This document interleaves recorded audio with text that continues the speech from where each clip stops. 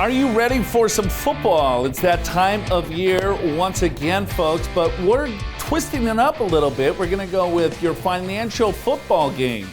We're going to break things down, get you a game plan, and figure everything out. That's the topic for today on Your Money or Wealth. Welcome. My name's Joe Anderson. I'm a certified financial planner, president of Pure Financial Advisor, and my assistant coach, or he's actually the head coach. I'm just the guy behind the guy that's chilling in Hawaii. It's the big man, Big Al Clopine. Aloha, Mr. Clopine. Aloha, Joe, from Hawaii. I'll be making the calls from here in my booth. And what are we talking about? We're talking about financial football, but it's all about a game plan, right? If you got a bunch of people running around a field, it just kind of looks like they're running around a field. You want to make sure that you have your X's and O's in place. You are 42% more likely to accomplish your goals if you just write them down. That's all you got to do. Take a pen, piece of paper, write down your goals. That's today's Financial Focus. All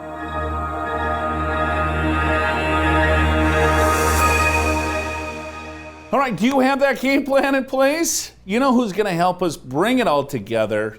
Of course, it's the big man, Big Al Clopine.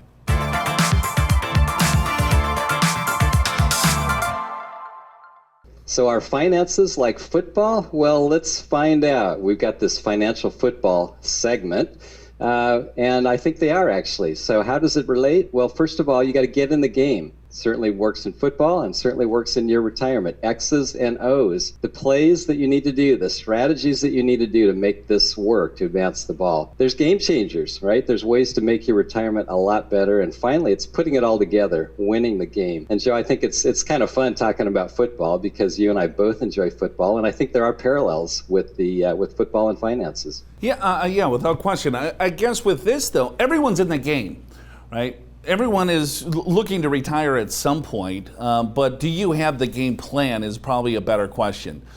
If you don't have a game plan, your game is not going to look very good at all. I mean, if you could imagine, and I know some people hate sports analogies. I absolutely love them, so forgive us on this show.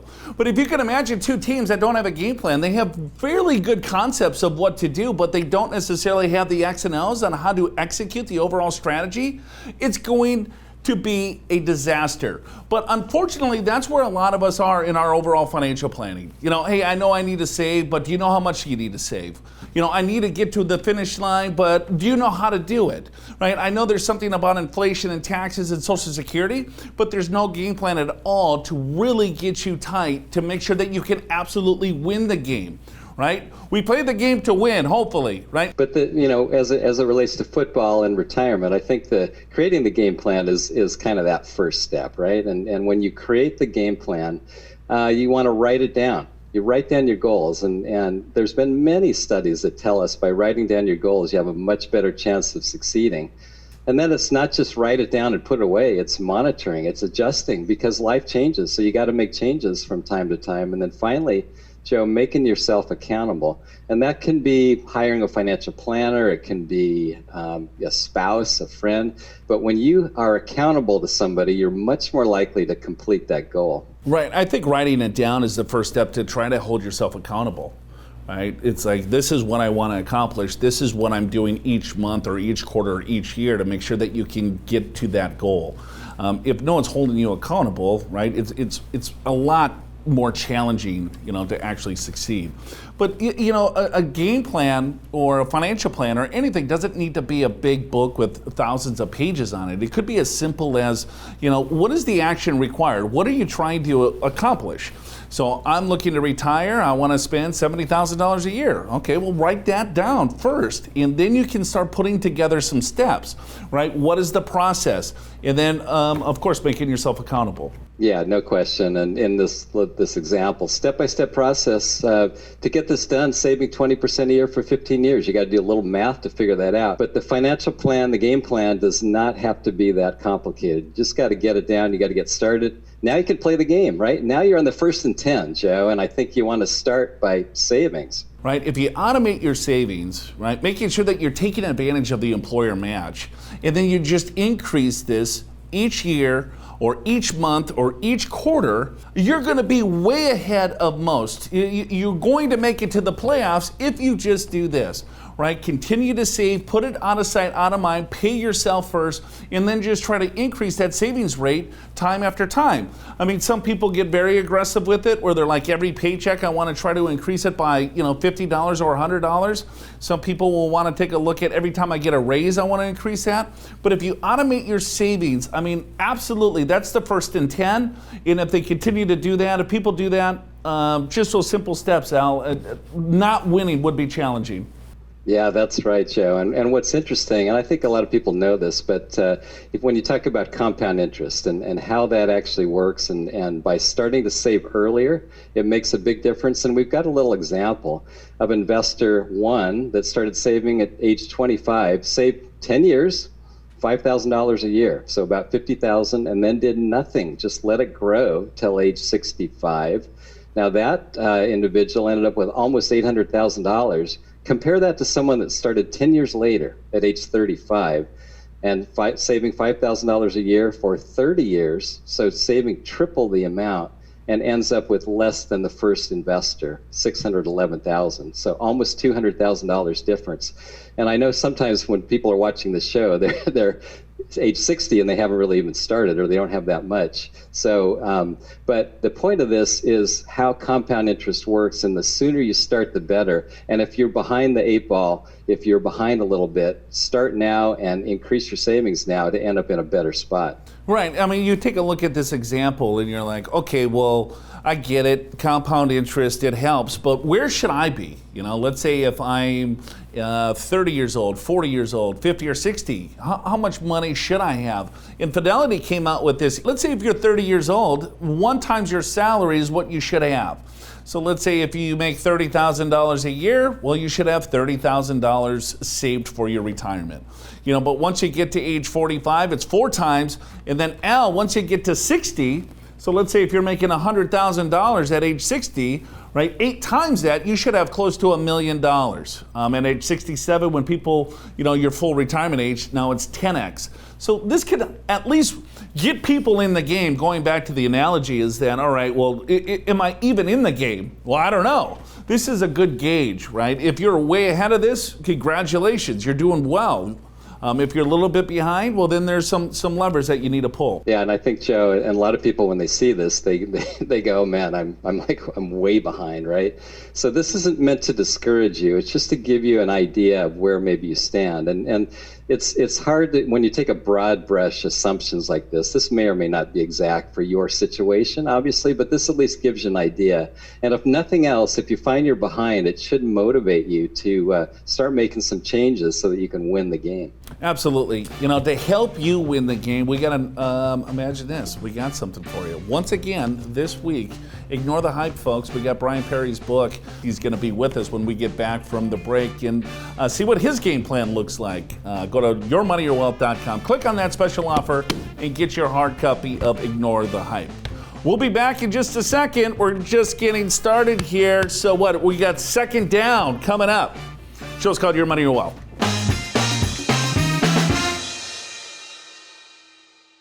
Hey, welcome back to the program. Show's called Your Money, Your Wealth. Joe Anderson, Big Al, talking a little bit of financial football today. Are you first down, third down, first and goal? I don't know. Is it Hail Mary time? What is it for you? Let's find out. But before we do it, let's see how you did on the true false. At retirement, you should generally have the vast majority of your retirement assets in safe investments like government T-bills or bonds. I'm going to say that would generally be false, because as people retire at age 60 or 65, people living into their mid-80s, their late 80s, their 90s, you're going to need some growth in your portfolio in general. Now, there may be some people that have enough assets where they can be very safe, Joe, but for most people, you're going to need a little bit more growth in your portfolio. Yeah, I think it's just figuring out, what target rate of return do they need to generate, and then kind of build that portfolio. So, like we talked about first and 10. All right, just go to the basics. All right, let's block Let's just move down the field. Save, save, save. Then maybe you get 5 yards. Now we're 2nd and 5. What do? Right? It's not the end of the game. We're moving the ball. So now it's just being smart about it, right? Control what you can control. I mean, what can you control in the game is your actions. So it's your exposure to the stock market. We just said, all right, well, here, you can't go all bonds. Maybe it makes sense to have some stocks, some bonds. Take a look at the fees. And of course, Big Al, you got to take a look at taxes. When people are just moving the ball down the field, they're likely to do pretty well. It's just one play after another. That's kind of what retirement is. It's kind of a long-term game. And so let's say, Joe, you get to, you get the 3rd and 2. Yeah. So now what? So the 3rd and 2, we want to talk about investing. And so to invest properly, prudently, you want to make sure you're globally diversified. Right, make sure you use low-cost funds, whether it's ETFs or funds or index funds. Stay invested. This is a tough one. Joe, staying invested is one of the hardest things to do, especially at times like these. But study after study has shown that it's really the better way to go. Yeah, without question, Al. Let's get into Brian Perry. He wrote this book. I don't know if you've heard. It's called Ignore the Hype. It's a phenomenal book, but he's the expert. He's a chartered financial analyst. It will ask him what his game plan is in regards to investing to make sure that you can continue to get those first downs. Let's welcome Brian Perry to the show. Hey, Brian, welcome back, buddy. Hey, thanks, Joe. It's good to be here. Yeah, well, we're 3rd down and 2. Okay. Right? The worst thing that someone can do with their finances is probably what? Probably fumble a ball away like my favorite football team would. Right. So what can we do to not fumble? Well, there's a few things, right? I mean, there's probably a lot of things, but the first thing is there's an old saying on Wall Street, and it goes something along the lines of bulls make money, bears make money, pigs get slaughtered. Pigskin, football, pigs. What that means is that you can make money with a strategy, but you can't get swayed by the desire to follow the crowd and jump in on what's hot. Great example would be technology stocks in the 1990s, maybe Bitcoin a couple years ago. What happens is people get greedy. It's keeping up with the Joneses, right? They hear about their neighbor making all this money in whatever investment. They pile in, and what happens? They usually pile in at just the wrong time. It's also, too, you probably got to understand your skill sets, right? So if I'm watching a pro football game or a college football game, I'm more college guy. Same here, yeah. And so you're seeing these top-performing athletes doing incredible things. Right? And then you're like, okay, well, here, I can do that. No, of course you can. But people think, hey, well, I heard so-and-so made X amount of dollars on this stock, so I'm going to try to do the same thing. Yeah, no, that's precisely it, right? It's like, I'm a Michigan fan, right? Talk about college football. Tom Brady, best quarterback ever. If I go out and play touch football in the backyard, the idea of throwing passes like Tom Brady's not going to work out, right? You're going to probably blow your Achilles. Yeah, probably. I mean, I might blow my Achilles on the TV set with the kind of shape I'm in, right? Right. So, but then people with investing, for whatever reason, they look at it and they're like, oh, XYZ hedge fund manager has a strategy they're doing. Let me follow with that. Or here's a newsletter that I can show you, here's the 10 stocks to buy to get X amount of returns. It's like, okay, well, this is simple. Let's just do it. Well, let me ask you, if you knew exactly what 10 stocks to buy, are there better ways to make money than writing it in a newsletter? Wouldn't you take some money from somebody else, invest it, and keep a percentage of the profits instead of typing up a newsletter and selling it for $100 a month? It's not a good way to make money. Right? So you get these people, they latch onto these strategies and it makes no sense. And the problem is that either they're getting overly greedy about the future or they're just not learning from the past. Right? And that's a big mistake you make is we've got this whole body of history. Right? The philosopher, George Santayana, I mean, beyond football here, we're getting a little wonky, but famous saying, right? Those that don't learn from the past are doomed to repeat it. Right? Going back to football, Charlie Brown, right? We're all familiar with this cartoon. Lucy keeps putting the ball down. Charlie, kick it. This time I'm not going to yank it. And yet what happens? Charlie always ends up flat on his back and he never learns. That's investors. Right, yeah. That's a great analogy in regards to, all right, well, and if you don't have a game plan, you're probably going to lose. But if I do have a game plan and I consistently lose with the game plan, you might need to switch gears here a little bit, right? Yeah, no kidding, right? At that point, you're the New York Jets, right? I mean, it's like, change things up if you have had 30 years of futility or whatever it is. Right. You might need to change a little bit. Write it down, figure out where your faults are, and then try to improve as much as you can. Yeah, well, that's just it. I mean, any kind of financial plan or an investment policy statement's a living document, right? I mean, a moment in time isn't going to capture everything that's going to happen, just like in a game, right? You come into the football game, you've got a game plan. Hey, we're going to try to run the ball on first down. We want to, I don't know, throw deep passes, whatever it is. But if the defense adjusts or the game changes or all of a sudden it starts raining and your plan was to throw the ball a lot, maybe you start running it. So you need to adapt similarly with your finances. If the tax regime changes, if you get married, divorced, if there's a death in the family, if your life changes, you need to adapt. And of course, if what you're doing isn't working, you need to try something different. Right, yeah. You start with what your goals are. Okay, the goal is to win the game, and then just putting together simple strategies to make sure that you're doing it. But people got to be careful with moving to the wrong mistakes that they might think that they're making, right? So let's say a mutual fund is down 5%, and they're in an asset class where that whole asset class is down, and they're selling it to say, oh, let's buy another winner, right?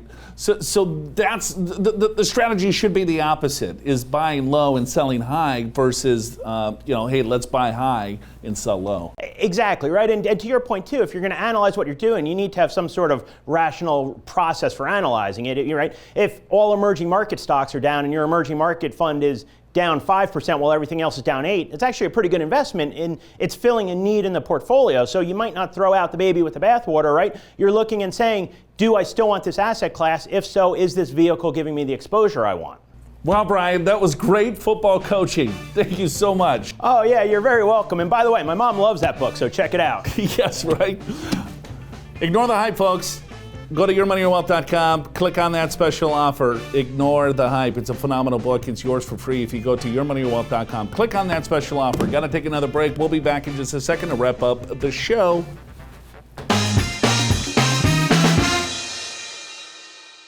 Hey, welcome back to the show. Show's called Your Money or Wealth. Joe Anderson and Big Al Clopine. We're getting into football finances here today on this Sunday morning.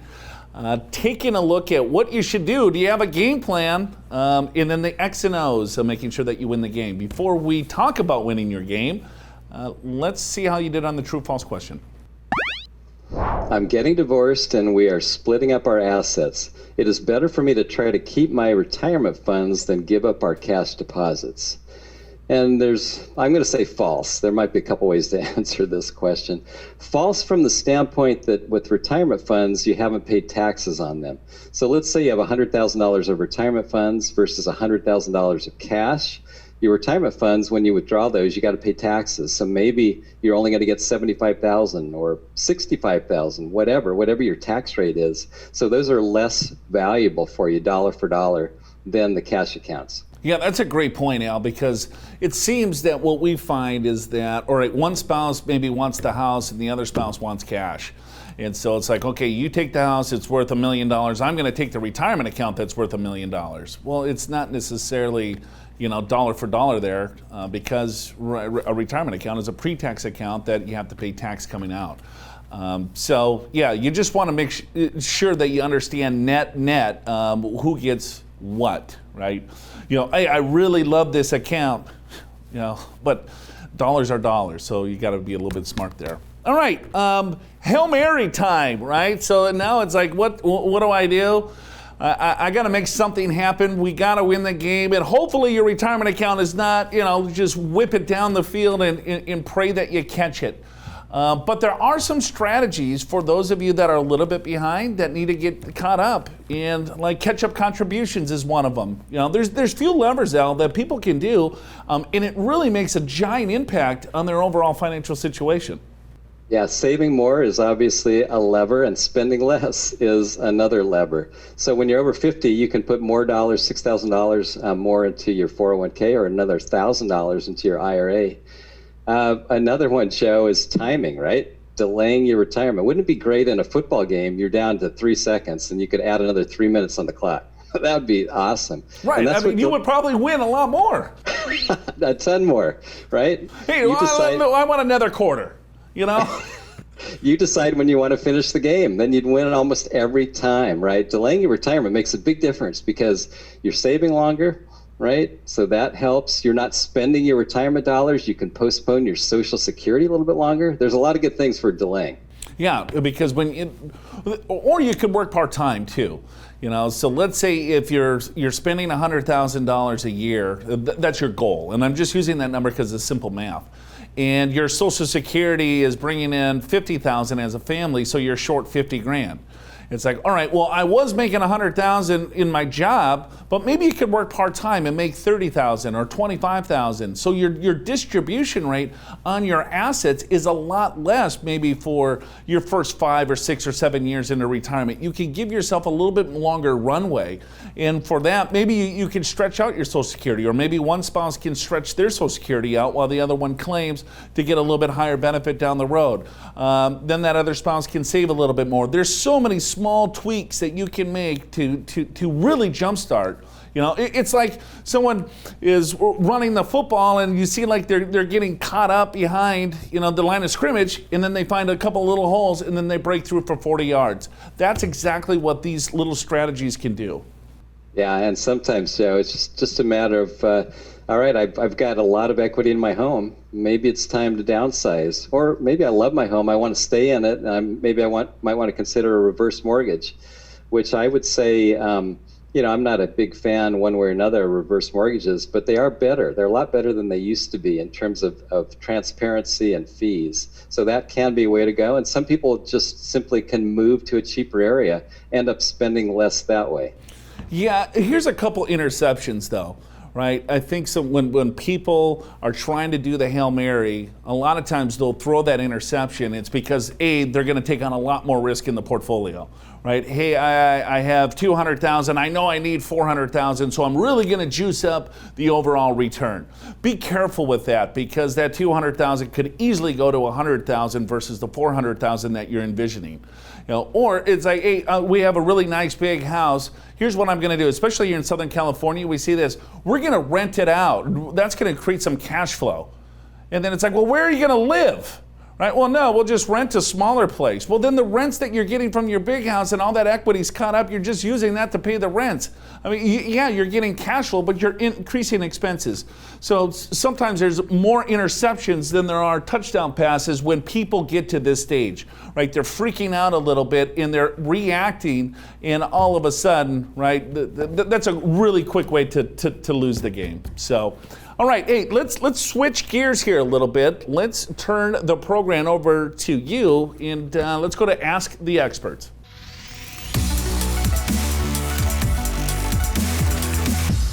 I want to sell my business so I can retire, but that puts me in the highest tax bracket. Is there anything advanced planning I can do to decrease my tax bill? That's from Jorge and Benita.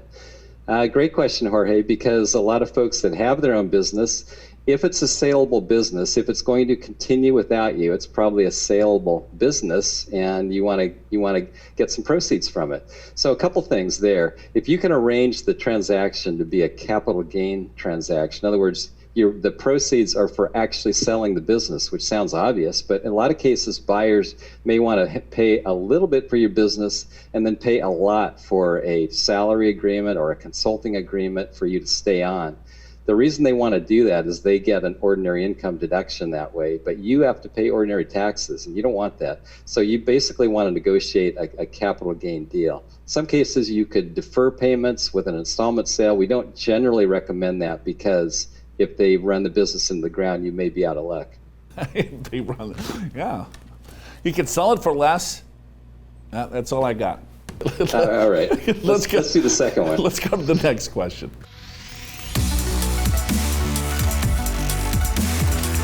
I'm trying to figure out how to fund my kids' college education, which starts next year. Should I refinance my home, or is there a better solution? Well, that's kind of the age-old question, Joe, about how do I fund my kids' college? What do you think about that one? Yeah, that's a tough one, Lori. I get it. You got to be careful there. The kids can get loans. I got a student loan. I paid my way through school through that. But you can't take loans out for your retirement. And then all of a sudden you're putting debt on your home, where that's your primary residence. That's a tough one, Al. I know that this is very sensitive to you. You have 2 children that you helped put through school. What would you do? Would you want to refinance your house to put Robbie through school?